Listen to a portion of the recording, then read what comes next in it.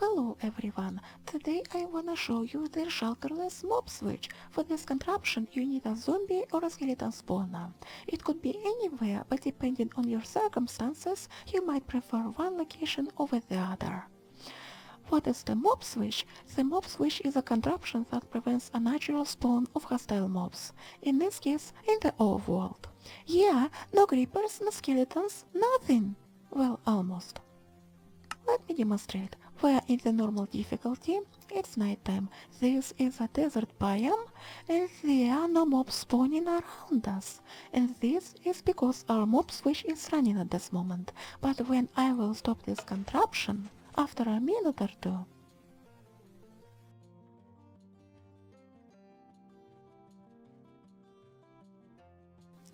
mobs will begin to spawn. I have managed to make this contraption robust and modular, by the way. So, if you are working with the exact modules from the world and Lenomatica downloads done from the description, you should be fine. Any mob switch relies on lazy chunks. Lazy chunks is a type of chunks which are loaded but don't process entities inside them. If there are hostile mobs inside those lazy chunks, they will count towards the mob cap, but their performance impact will be negligible. And also, they won't despawn even if they should, like when there are no players in 128 block radius. So, by placing hundreds of hostile mobs in those lazy chunks, we prevent any hostile mobs from spawning anywhere else, but the game does not process those hundreds of mobs. One way to make a mob switch is to use lazy chunks of the spawn chunks. However, when someone will respawn at the spawn chunks, they will load those lazy chunks fully, and that will cause the mobs in the mob switch to despawn. The spawn chunks, by the way, is the area around the spawn point where chunks are constantly loaded if there are players in the overworld. Actually, it looks like in 1.14.3 they are always loaded no matter what. One of those rare mobs that counts towards the mob cap and does not despawn is Shulker. If you would try to name Taka a regular hostile mob or give him an item, it will take it off from the mob cap. So, without Shulkers, you have to use a spawner and keep mobs despawnable in order for it to work. In 1.12, people used to artificially load remote chunks in order to get lazy chunks far enough from the spawn point. And there is a way to do that in 1.14. I'm going to make a dedicated chunk loading video very soon, so make sure you subscribe and press that bell. And also, I have an SMP Let's Play with farms and piston balls and stuff like that. And by the way, I have to mention, this mob switch works only in 1.14.3 and probably up unless there is an icon telling you otherwise. More on that later. Let's start from the end. Here we have a zombie or a skeleton spawner and another portal nearby that will act as a chunk loader. Whenever an entity, including an item, goes through a portal in any 1.14 subversion, it loads a 5x5 area of chunks around an exit portal for 15 seconds, but only 3x3 area of those chunks are entity processed and the outer area of those chunks are lazy chunks. And this is where we need to put mobs to achieve the end result. To say goodbye to mobs anywhere else. We don't necessarily have to have a spawner itself to be in lazy chunks, but we have to have a storage chamber with mobs in lazy chunks. This mob chamber design was showcased by Haidano and Pyfinfish HQ, and it allows us to bypass the entity cramming and stack hundreds of mobs in one block space. And if you use a zombie spawner, you need to add this tunnel right here to deal with baby zombies. A baby zombie will drop down here, he will charge towards the turtle egg, he will think of a trapdoor like it is a walkable block, and fall into lava. And by the way, turtle egg won't hatch if it is placed not on sand. You need, I believe, 70 hostile mob per concurrent player, so that if you expect 10 people to play at the same time, you need 700 mobs. You can also use this to switch passive mobs, bats, and squids/fishes. Especially bats!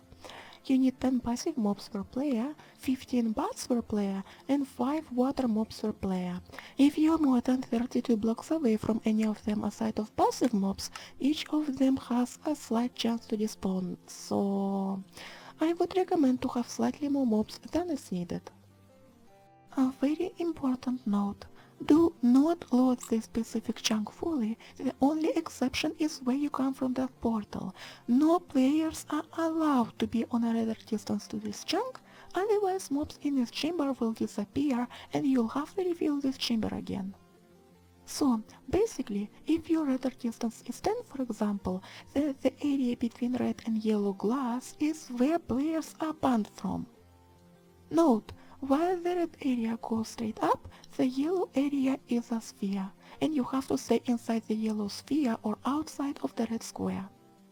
Additional note, it looks like integrated and dedicated servers are quite different when it comes to chunk loading around the player, even with the same render distance number. On an integrated server, I had chunks being loaded in a diamond shape within a shorter distance than n, where n is the radar distance settings, but on a dedicated server, chunks were loaded in a square shape and chunks to each direction, counting the chunks we stand in. So, in both cases, if you would count n chunks to each direction and make it a square, you should be fine. You know, it's not actually that much of space to waste, but if you don't have it, having a mob switch in a remote location might be an option. Well, I'm not actually sure, we'll find out later. And on the other side of a portal, we have the chunk loading engine and the item decoder. The engine contraption generates rails and sends it into a portal that leads to the place with the mob switch. I was trying to come up with a design that uses legit items instead of duped rails, but all of them wasn't robust enough. More on that later.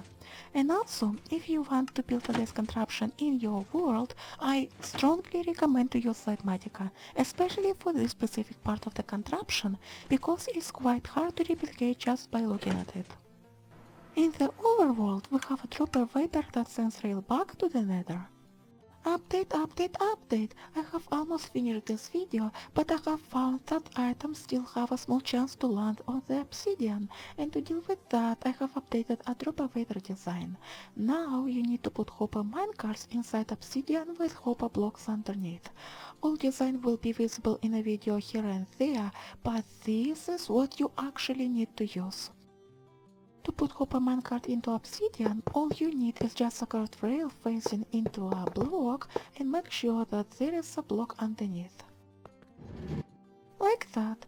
In theory, you can use just one hopper minecart depending on where items are gonna land, but using two is a safe way.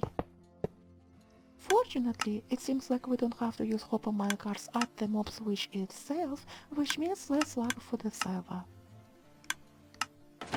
Where they get destroyed, by sending items back and forth like that, we force 5x5 area around both portals to be permanently loaded until a restart, and that means our mob switch is constantly running and hostile mobs won't naturally spawn anymore.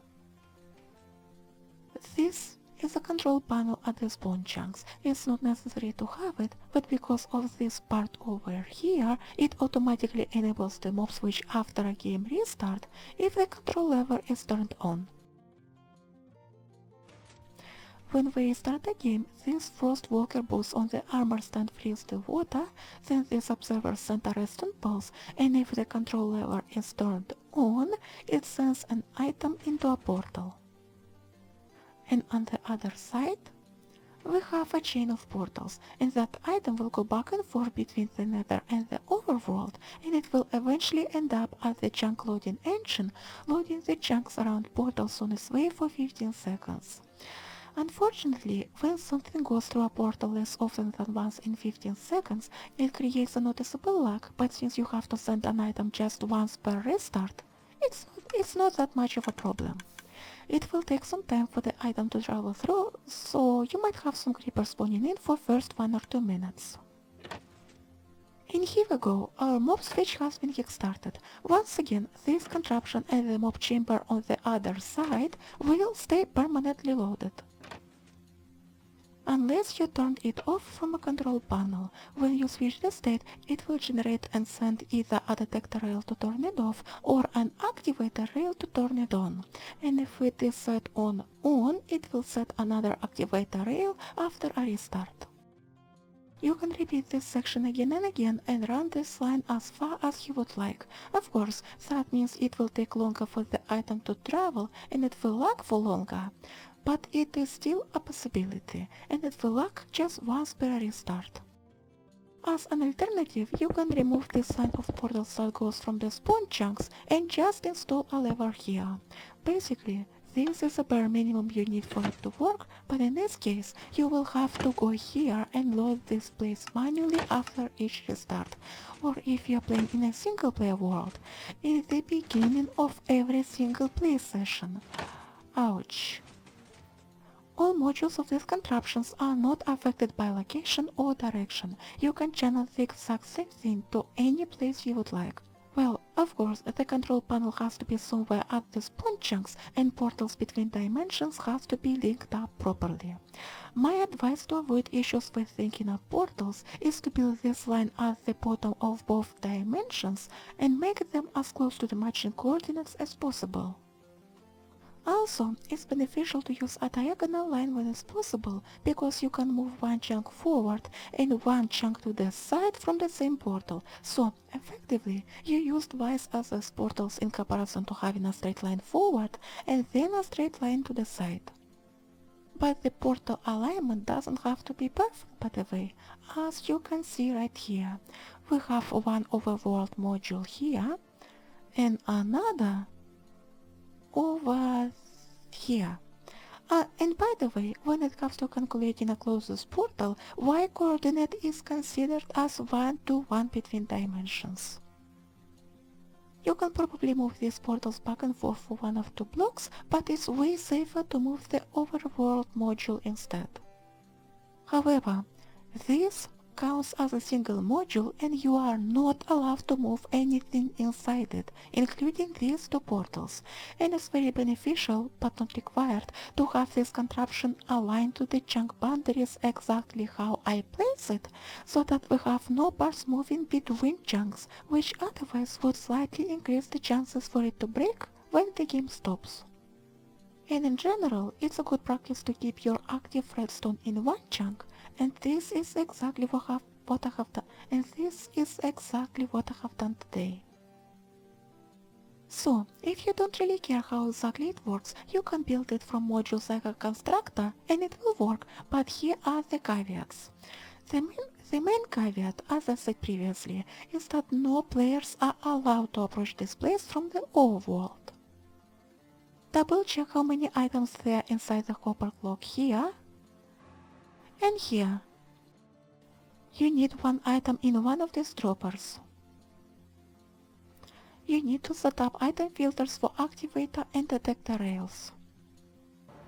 These slime blocks have to be detached from sticky pistons in the idling state. And check that there are no random item stacks in the droppers and hoppers, with the exception for droppers in the final module.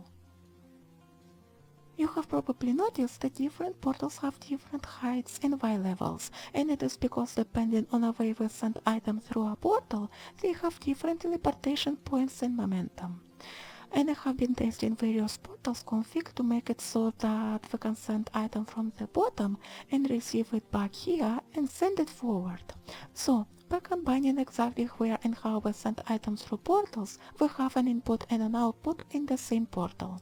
Of course, I have done all of that testing for you, and if you will stick to these exact modules, you should be fine. By the way, here we have a redstone torch hidden underneath. And these composters aren't strictly necessary, by the way, but having composters on top of hoppers reduces lag. And now, let's take a look at these circuits. This one is the decoder. It starts with two item filters, filtering detector and activator rails. When we get an activator rail from the control panel, we have a signal here, and for a detector rail, we have a signal here. Both of them lead into RS NOR latch made of two droppers facing each other, and one of them has one item. If we get an input here, this latch will change its state, and this comparator will give us an output that will power the chunk loading engine.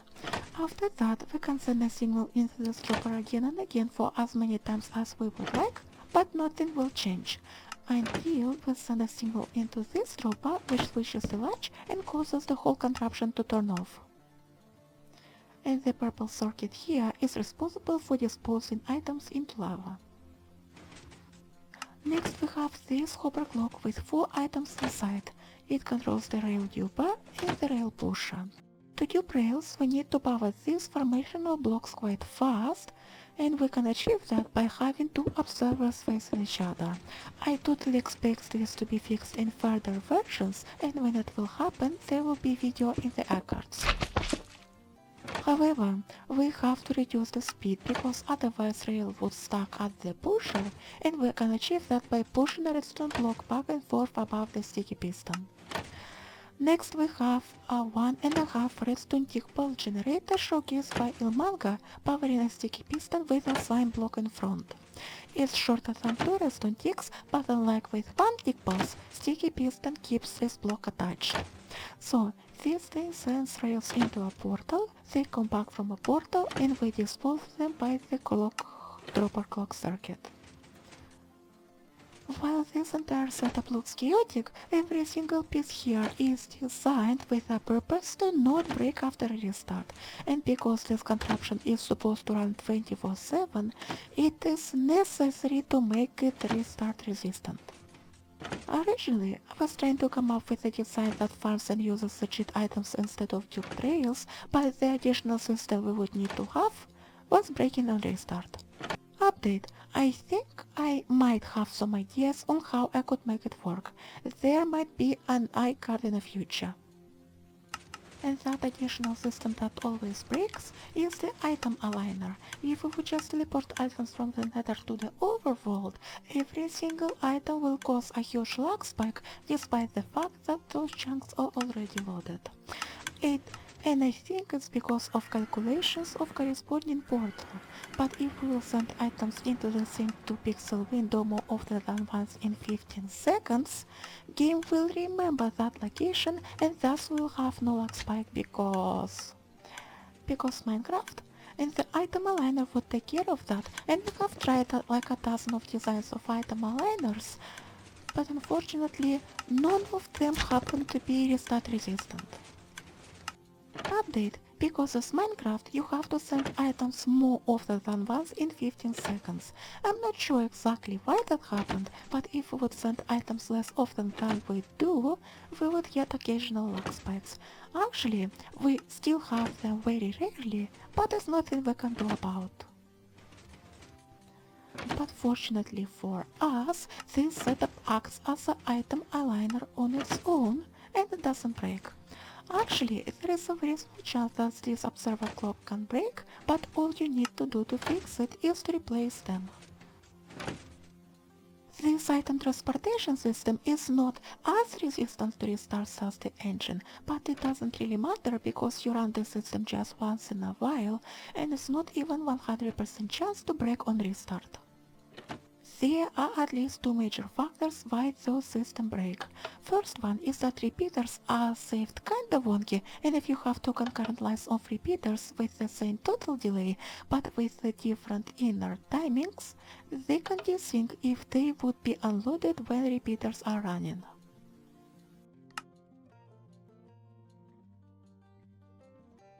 See?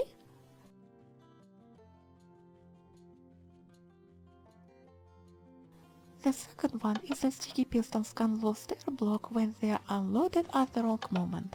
In my experience, that moment is that one game tick when repeater is already powering the piston, but repeater's visuals are yet to catch up, and if we lock in that moment...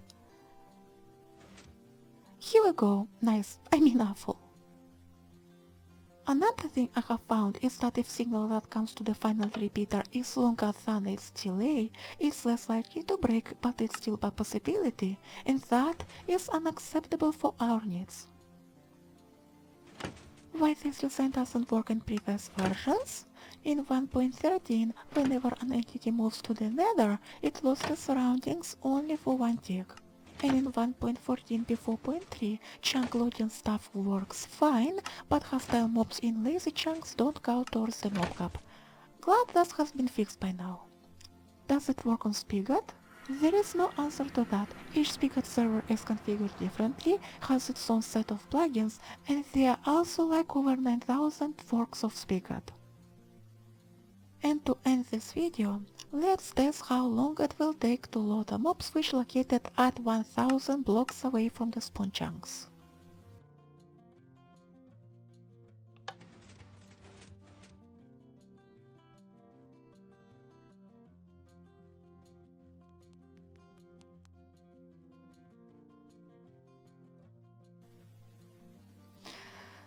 Well, I think it's still worth it. After all, you'll get a more free experience for hours while this contraption lags for a couple of minutes. And this is all I have for you for today, and if you have enjoyed this video, leave a like, say something nice in comments, and subscribe. Chunk loading video is coming soon. TM. Bye bye.